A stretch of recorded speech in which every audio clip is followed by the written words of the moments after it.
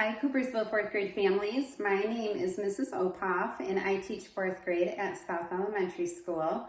Thank you for joining us for our online version of Parent Night. Normally we hold this math night in the fall in the comfort of our library at South Elementary, but this year is just a challenging year. So we are going to teach you some amazing math strategies online. I'm sure that your child has been coming home with a little bit of math homework. And on that math homework, you're seeing these boxes and you're thinking, my goodness, why are they teaching these children to solve multiplication like that? I understand it's a little bit different than how you and I learned, but trust me, it's all for the better. So I'm here to hopefully clear up any misunderstandings that anyone has as I walk you through a few problems. Our first strategy that we introduce, one of the strategies we introduce in fourth grade, but the first one for this lesson is place value sections. So as you can see, we use the area model and we set this up for when we are solving multiplication problems, multi-digit problems. This comes in very, very handy. This box right here is an area model. This is what we call an area model, and we break this box up into place value sections, okay? So this is our ones, this is our tens. As we move over here, this is our ones, this is our tens, this is our hundreds. As we look over here, these are both ones and these are both tens. So I'm going to show you a 2-digit multiplied by a 1-digit number, and you can turn that around, a 1-digit number multiplied by a 2-digit number, that's the same thing. So let's take a look here and see just how we plug these into our area models and how we can solve problems that your child is coming home with. Our first problem is 4 times 72, okay? So when we look at this number, we think, my goodness, this is easy. Gosh, if it was like 4 times 7, that would be so easy to solve. But they're throwing on another place, so the number becomes bigger. Let's make this easier on ourselves. So if we take 72 and we break it apart by the value of each digit, starting with the largest one, 72 then becomes 70 plus 2. So the reason why I do this is because these zeros in math are like the most beautiful number that you ever could work with, because you can solve lots of problems with lots of zeros mentally. So then I'm just going to bring down my 4. 4 times 70 plus 2. Your 1-digit number goes along this side of the area model, and you plug in your 70 here plus 2 here. You can write, because this side is the exact same as this side, you could write the 4 there. You could also write 70 plus 2 here. So now when I try to solve this problem, I want to look at it just like I'm finding the area of this box. And we know that area means length times width. So when we do place value sections, we write our equation inside of this rectangle. When I multiply this number, again, I said having zeros makes it so awesome because it's like solving this problem mentally. We really can almost cover that zero or place value up for just a second and then multiply and add it back on. So let me show you what I mean. If I saw the problem 70 times 4, I could quickly in my head just pretend that 0 wasn't there and multiply 4 times 7. When I multiply 4 times 7, I get 28. But I know that I need to add this 0 or this place value on. So 4 times 7 again was 28, but I just add that place value or that 0 on and I get 280. Okay, so I found the area of this first section. Now what I want to do is find the area of the second section. Same thing. This is easy. This is 1 by 1 multiplication. So 2 times 4 equals 8. Now what I do is I take my two products, 280 and 8, and I add them together and I get 288. So the answer to 4 times 72 is 288. That's how you use place value sections. The tricky part of this, and forgive me being at home and doing this on a small whiteboard, is fitting in the equation inside the boxes. So I'm writing quite small. I hope that you can zoom it in a little bit and see. Our next problem that we're going to solve is 853 times 4. So I'm going to erase this so that I don't overwhelm you with too much. But the problem is 853 times 4.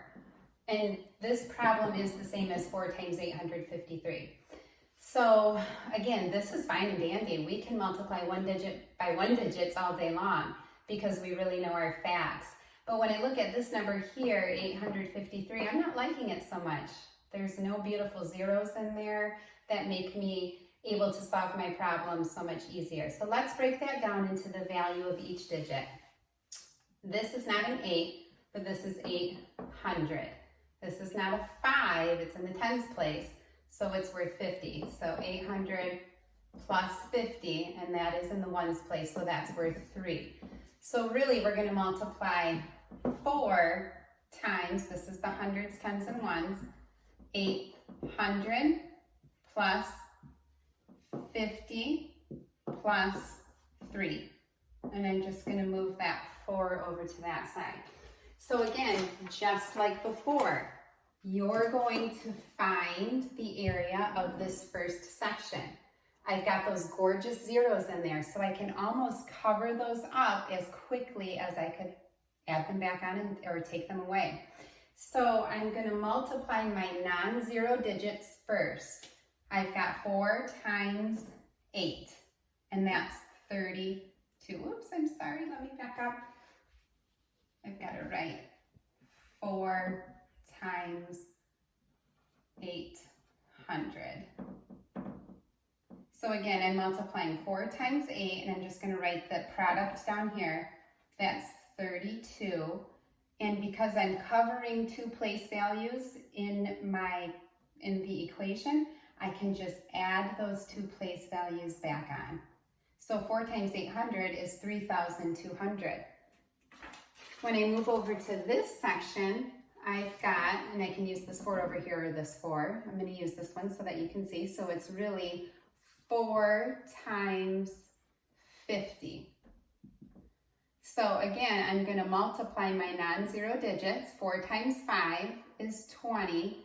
And because I covered a place value or a 0 here, I'm just going to add it back onto my answer. So 4 times 50 is 200. I'm done with that section. When I move over here, I've got 4 times 3, and that's easy. 4 times 3 equals 12. So I've got a product here of 3,200, a product of 200, and a product of 12.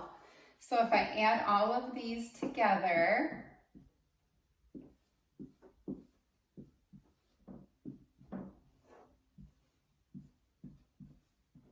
I get 3,412. That is the answer to 853 times 4. All right, and again, I'm going to erase this so that I don't overwhelm anyone with too many digits on this board here. So moving on to a 2-digit by 2-digit problem, we're going to break this down the same way. And I think sometimes we get overwhelmed with so many boxes and trying to find the area of this box and this box and this box and this box. And that's why we can use a piece of paper to cover each box, if that makes it easier for you, again, so you're not feeling overwhelmed with so many digits, okay? So this next problem is going to be 26 times 19. And boy, oh boy, when we look at that, we think, my goodness, I'm not liking the looks of that number. There aren't any zeros in there at all. So let's break it down. Let's break these numbers apart by the value of each digit and plug it into our area model and solve it. So 26, that is actually 20 plus 6, okay? 19. That number, more beautifully written, we say, could be 10 plus 9. And now you just plug these beautiful numbers into our area model and solve. So we're going to write 26 going down the left side. We've got 20 plus 6. And our next number is 19. And we broke it down into 10 plus 9. And here we go. We are going to find the area of each box. So if that helps you to write the numbers on each side, go right ahead. So our first one here, and I love this, when I look at it, I think, gosh, that's so much easier because I've got these beautiful zeros in the problem. So we're doing place value sections. We're going to write the equation inside the box. So I have 20 times 10 equals. I can cover up my zeros, or I can call them place values as well, with my fingers and multiply my non-zero digits. So when I multiply 2 times 1, I get 2. And I know that I've got 2 place values that I covered up when I was trying to mentally solve it, when I was mentally solving this or figuring out what 2 times 1 was. So I can just add those right back to my answer. I found the area of 20 times 10. Next, let's move over here. We're multiplying 20 times 9. And again, I've got that 0 in there, so I can cover it up just for a second and multiply my non-zero digits. 2 times 9, so 2 times 9 equals 18. And I put that 0 back on the problem, and when I put that 0 back on, I add it to my product. So my answer here is 180. Okay, so I've got my areas or my products of these rectangles here. Let's go ahead and solve this problem here. And sometimes we think, what am I multiplying this 6 by? Well, we know that this little line right here is the exact same, if we were to measure it, as this line. So if you need to, go ahead and write those opposite numbers down below. 6 times 10. So I'm going to write that in the box, 6 times 10. I multiply my non-zero digits first. 6 times 1 is 6. And because I was covering a place value when I was trying to determine my product, I simply add it to my answer. So I've got another product here. Our last rectangle, and we can go ahead and write the 9 down here, is 6 times 9. So I'm again with place value sections. I write the equation inside of the box. 6 times 9 equals 54. So I have all of these products here. 200 plus 180 plus 60 plus 54. I make sure I keep my places lined up. So I've got 0 plus 0 plus 4. Excuse me for stepping in front of the camera. That equals 4. I've got 0 plus 8 plus 6 plus 5. That equals 19. And then I've got 1 plus 2 plus 1, which equals 4. So the answer to 26 times 19 is 494. That is how we use place value sections to solve multiplication involving more than one digit.